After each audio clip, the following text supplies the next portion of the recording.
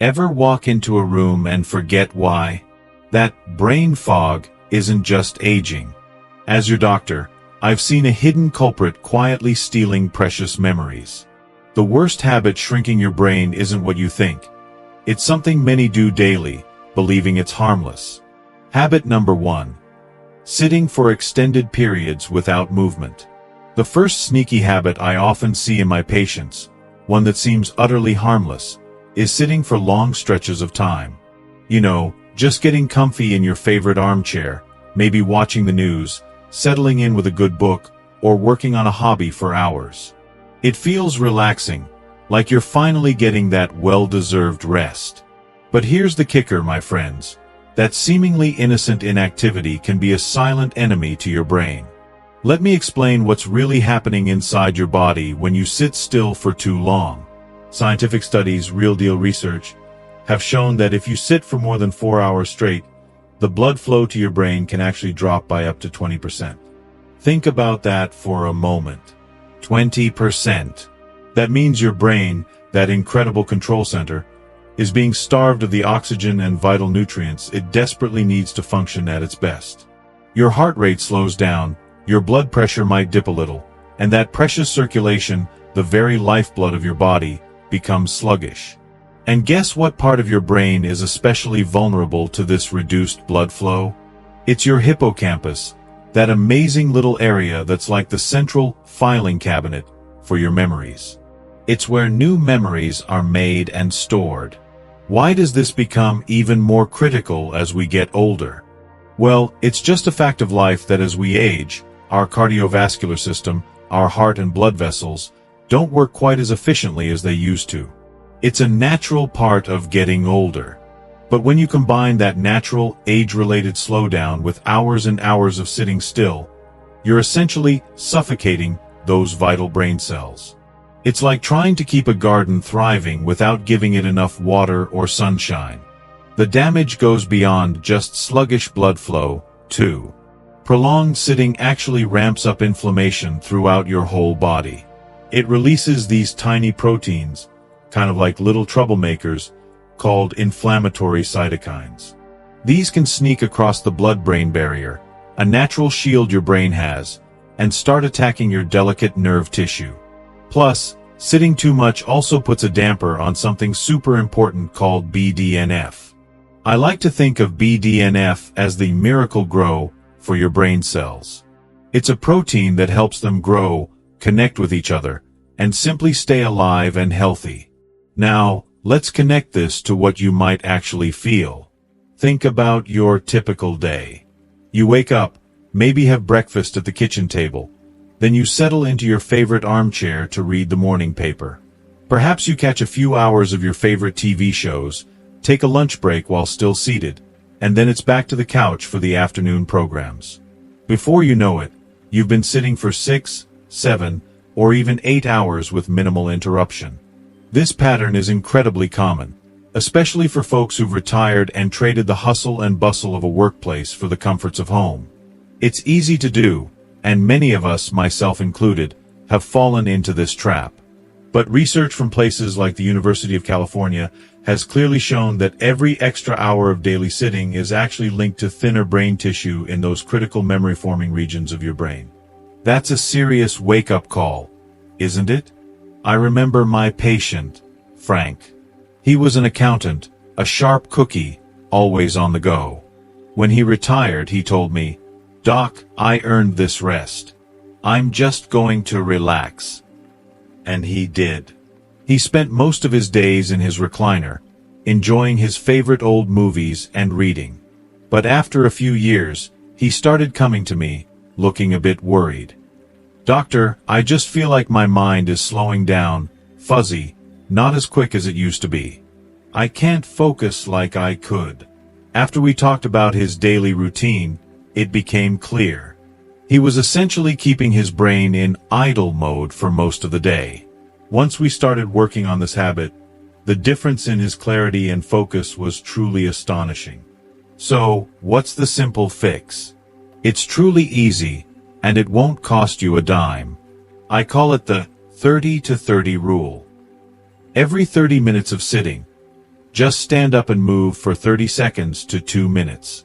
That's it. You don't need to break a sweat or do intense exercises.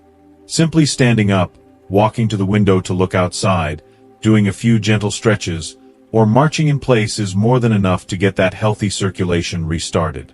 Set a timer on your phone or your watch to remind you. During commercial breaks on TV, stand up and do some light movements. When you're talking on the phone, walk around instead of sitting. If you're reading a book, stand up every few chapters and take a short lap around your home. For even better brain protection, try to aim for a brisk 10-minute walk after each meal. This not only helps break up your sitting time, but it also helps regulate your blood sugar, which is super important because high glucose levels can really damage the delicate blood vessels that feed your brain. Research actually backs this up. Studies have shown that people who interrupt their sitting time every 30 minutes have significantly better scores on cognitive tests and slower rates of brain shrinkage compared to those who just sit continuously. Your brain absolutely thrives on constant blood flow. By simply breaking up your sitting time, you're giving your brain the oxygen-rich blood it desperately needs to maintain sharp memory and clear thinking, well into your later years. It's such a small change, but with a huge payoff for your mind. If you're ready to try this 30-30 rule and give your brain that much-needed boost, go ahead and comment "move" below. It's a great way to commit to your brain health. Habit number 2. Skipping breakfast or eating it too late. Now, let's talk about the second devastating habit, one that's often overlooked, but can really take a toll on your cognitive health: delaying or outright skipping your morning meal. Many older adults tell me they either don't feel hungry first thing in the morning, or they want to save calories, or sometimes they simply forget to eat until it's late morning or even early afternoon. But I have to tell you, this seemingly small timing mistake creates what I call a perfect storm for cognitive decline. Here's the biological mechanism at work, in plain language. After you've fasted for 8 to 10 hours overnight while you sleep, your brain has essentially depleted its glucose reserves. Think of glucose as the prime fuel for your brain. Your brain, believe it or not, consumes a whopping 20% of your body's total energy, even though it only makes up about 2% of your body weight. And here's another crucial point. Unlike your muscles, your brain can't store fuel for later. So, when you wake up and skip breakfast, you're essentially forcing your brain to run on empty during the crucial morning hours. This is precisely when your brain needs fuel the most for things like consolidating short-term memories into long-term storage, processing new information, and simply thinking clearly. When your brain doesn't get enough glucose, it shifts into a kind of crisis mode. It starts breaking down proteins from your muscle tissue to create an alternative fuel through a process called gluconeogenesis. Now, while this is a survival mechanism, it's not efficient. And even worse, it produces toxic byproducts called advanced glycation end products, or AGEs. These compounds literally make your brain age faster. They can damage the protective myelin sheath around your nerve fibers, disrupting the vital communication lines between your brain cells. But, as I mentioned, the timing of when you finally eat is just as important as whether you eat. When you finally have your first meal at 11 a.m. or noon, you've subjected your brain to 4 to 6 hours of fuel deprivation after waking up. During this critical window, your brain is trying desperately to perform essential maintenance work, transferring those short-term memories from yesterday into long-term storage, solidifying what you learned, and clearing out toxic proteins that accumulated overnight. Without proper fuel, all this vital work gets compromised. How might this show up in your daily life? You might find yourself feeling a bit foggy-headed in the mornings, struggling to concentrate on a book or a conversation. Perhaps you have trouble recalling words, or just feel generally sluggish. These are your brain's quiet signals, telling you it's running on fumes and needs some good, clean fuel. And there's solid proof behind this. Research from the Rush University Medical Center found that adults who regularly skipped breakfast had a 30% higher risk of developing cognitive impairment over a 10-year period. It's not just an occasional skip, either. Even skipping breakfast just twice a week showed measurably worse cognitive outcomes compared to those who ate it daily. That's a significant difference. Wouldn't you agree? I had a wonderful patient named Eleanor. She was always so vibrant, but she had this habit of skipping breakfast, thinking it would help her stay trim. She'd often come in complaining, "Doctor, I just feel so out of sorts until lunchtime. My head feels cloudy, and I keep forgetting simple things." We talked about her breakfast habits, and I encouraged her to try my strategic morning nutrition plan. Once she started nourishing her brain within an hour of waking, she couldn't believe the difference. Her mornings became sharper, her recall improved, and she just felt more on it. So, here's the solution. It's all about strategic morning nutrition within 1 hour of waking, every single day. Your first meal should combine 3 specific elements for optimal brain health. Complex carbohydrates for a steady, sustained release of glucose, healthy fats to support your brain cell membranes, and protein to provide those crucial amino acids for neurotransmitter production. Here's a simple plan you can follow. Set a daily alarm for breakfast time, even if you don't feel hungry at first. Start small if you have no appetite. Even a simple piece of fruit or a handful of nuts is better than nothing. Prepare your breakfast items the night before to remove any morning barriers. Keep easy, brain-friendly options readily available. Think whole grain bread, natural peanut butter, Greek yogurt, fresh berries, eggs, or good old-fashioned oatmeal. A perfect brain-protective breakfast might include scrambled eggs with whole wheat toast and avocado, or a warm bowl of oatmeal topped with walnuts and blueberries. If you truly can't handle solid food early, try a smoothie with a banana, a handful of spinach, some protein powder, and almond butter. The key, my friends, is consistency. Eating within 60 minutes of waking, every single day. Within just 2 weeks of adopting this new pattern, you'll likely notice a real difference. Sharper morning thinking, better word recall, and an improved ability to focus on tasks. You're giving your brain the premium fuel it needs, precisely when it needs it most. It's a simple change, but it makes a world of difference. So, are you ready to feed your amazing brain every morning? If you're committed to making breakfast a priority, type breakfast in the comments below. Habit number 3. Using multiple medications without regular review. Here's a surprising one. Taking many prescriptions and over-the-counter meds without regular review. Most of us over 60 take several. For blood pressure, cholesterol, pain, sleep, and allergies. Each is prescribed separately, but no one's checking how they interact in your brain. Many common medications, like some antihistamines, bladder meds, or even heartburn drugs, have anticholinergic properties. They block acetylcholine, a neurotransmitter vital for memory. When you take several, their effects compound, flooding your brain with chemical blockades. Some combinations also trigger low-grade inflammation in brain blood vessels, letting inflammatory molecules sneak in and attack healthy neurons. This silently damages your brain for years. My patient, Arthur, took 5 different medications. Individually, they seemed fine. But together, they were creating a cognitive crisis that he didn't realize until much later. The healthier alternative is proactive medication management. Schedule a comprehensive review with your doctor or pharmacist every 6 months. Bring everything you take, prescriptions, vitamins, supplements, OTC drugs, in a bag. For sleep, try magnesium glycinate instead of diphenhydramine. For allergies, newer antihistamines like loratadine are brain-friendlier.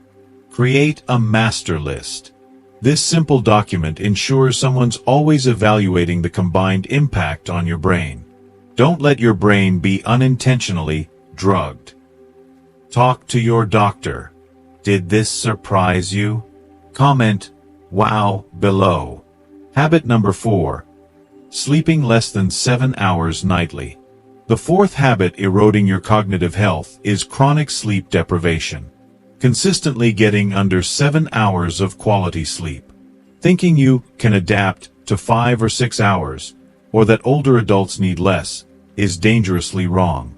Your brain has a sophisticated waste removal system, the glymphatic system, which works primarily during deep sleep.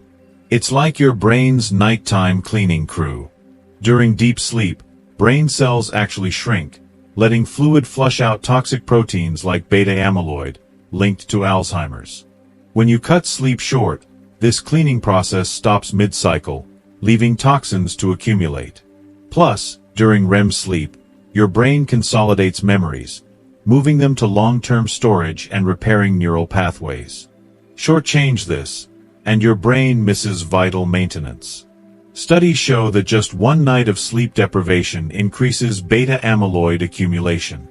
A 25-year study found those sleeping under 7 hours had a 30% higher dementia risk. My patient, Robert, was proud of needing only 5 to 6 hours. He thought he was doing great, until his memory and clarity noticeably declined. We built a sleep extension protocol for him.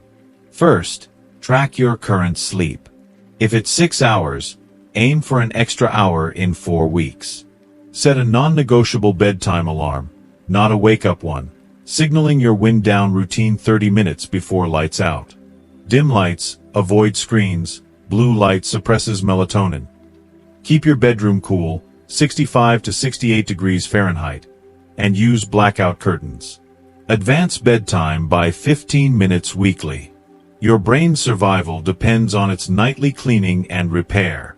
Give it 7 to 8 hours, and you'll prevent toxic buildup. Most people notice sharper thinking within 2 weeks. Sleep is the best medicine for your brain. Comment, sleep, if you commit to better sleep. Habit number 5. Neglecting deep social connection. In today's screen-filled world, one underestimated threat to senior brain health is emotional isolation, often disguised as superficial social activity. Chatting briefly at church or commenting on Facebook isn't enough. Your brain, especially as you age, craves depth, not just contact. When genuine, emotionally rich social engagement fades, your mind dims subtly. Meaningful conversations release oxytocin and serotonin, chemicals vital for mood and memory. When these drop, stress hormones like cortisol take over, shrinking the hippocampus. The result isn't sudden forgetfulness, but a slow erosion of focus and vitality. Consider Eleanor, 68, who spent hours scrolling social media, liking grandkids' photos. She felt connected, but woke up unable to recall what truly made her smile the day before. Her digital connection temporarily soothed loneliness, but didn't feed her brain's need for real, reciprocal interaction. The protective practice: schedule brain-nourishing conversations once or twice a week. Talk to someone who makes you think, laugh, or feel deeply. A neighbor, your adult child, an old friend. Ask questions that invite stories, like, what surprised you this week? Or, what do you wish you'd done differently in your 20s? These activate empathy and strengthen the brain's decision-making centers. You can even combine this with light physical activity, like walking together. It's not about socializing more, it's about connecting deeper. Every heartfelt conversation literally rewires your brain to stay resilient. Don't just stay in touch, stay engaged. If you're ready to connect deeper, comment, connect, below and tag someone you'll reach out to. Habit number 6. Surrendering to mental passivity. And here it is, the most shocking habit I promised, one many never realize. Mental passivity. It's the gradual surrender of curiosity, problem-solving, and new learning. It's when someone unconsciously says, "I've learned enough." From that moment, the brain begins to atrophy. Your brain is designed for challenge. Struggling with something new, a language, a recipe, a complex conversation, sparks the creation of new neurons and strengthens connections. But stop stretching your mind, and those connections weaken, nerve pathways literally die off. Research from Mayo Clinic and Harvard shows that seniors who engage in mentally demanding activities reduce dementia risk by up to 48%. Those who don't see cognitive decline accelerate 3 times faster. Mental passivity isn't always giving up. It often hides as comfort. Retirees who led teams might now spend hours consuming passive entertainment. TV, repetitive puzzles, aimless scrolling. The brain, once vibrant, now coasts in idle mode. It's like a powerful engine running in neutral. It hums, but goes nowhere. Think of Carol and Robert, both in their 70s. Carol keeps learning, an online history course, a debate group, and learning ukulele. Her brain shows heightened activity, better memory, and emotional stability. Robert sticks to routines, avoids anything new, saying, "I'm too old now." Within a few years, his attention dulls, reaction time slows, and emotional resilience wanes. The most powerful solution is a neuro-challenge routine. Each week, deliberately do one thing that confuses, frustrates, or intrigues you. Struggle through it. That friction is where your brain grows. Learn a new skill requiring coordination, engage in strategy games, and discuss new ideas. Remember, your brain is a use it or lose it organ. When you stop challenging it, it starts to retire before you do.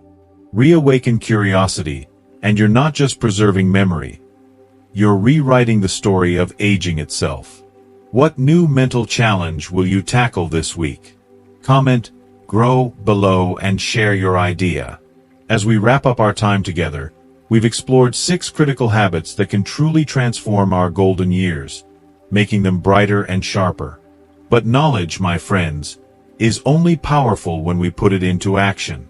It's about doing something with what you've learned. So now, I have one very important question for you, from my heart to yours.